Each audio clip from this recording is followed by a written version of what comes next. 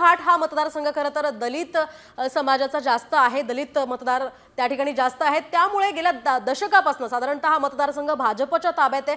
त्याआधी हा मतदारसंघ शिवसेनेच्या ताब्यात होता। आता मात्र त्या ठिकाणी भाजपचं पारडं जड असताना दिसतंय। अधिकची माहिती घेऊयात ग्राफिक्सच्या माध्यमातून। आणि आपण बघतोय भाजपचं इथं पारडं जड आहे, शिवसेनेचा मतदारसंघ, परंतु भाजपचे समीर कुणाबार हे इथून निवडून येऊ शकतात, संभाव्य आमदार आहेत असं सध्या तरी दिसतंय। अतुल वांदिले राष्ट्रवादी शरद पवार गटाकडून त्यांना आव्हान देत उभे होते, परंतु अतुल वांदिले यांना मात्र इथं पराभवाचा सामना सहन करावा लागू शकतो। तर कुणाबार जे आहेत, समीर कुणाबार, भाजपकडून ते इथं संभाव्य आमदार आहेत अशी आता सध्या तरी एक्झिट पोलच्या आकडेवारीनुसार ही माहिती समोर आलेली आहे। समीर कुणाबार यांना हिंगणघाटची जनता पसंती देत असल्याचं दिसतंय। मोहिनी, एकूणच समीर कुणाबार यांच्या जिंकण्याची नेमकी कारणं काय आहेत ते आपण जाणून घेऊयात आमचे प्रतिनिधी मंगेश वाईनकर यांच्याकडून।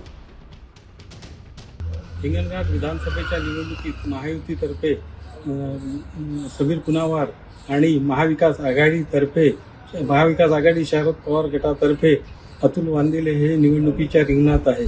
सन 2014 आणि 2019च्या निवडणुकीत समीर कुणाबार यांनी एकतर्फी विजय प्राप्त केलेला होता। तीच विजयाची परंपरा ते कायम राखण्याच्या उद्देशाने मैदानात उतरले आहे।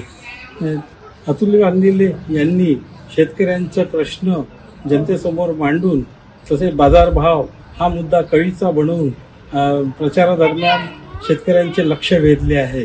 त्यामुळे त्यांचीही उमेदवारी सक्षम समजल्या जाते। असे असले तरी 10 वर्षात समीर कुणाबार यांनी केलेली विकास कामे व पक्षाची केलेली बांधणी ही त्यांची जमेची बाजू असल्याने ते या निवडणुकीत पुन्हा एकदा तिसऱ्यांदा विजय मिळवण्याची शक्यता निर्माण झालेली आहे। मंगेश वाईनकर।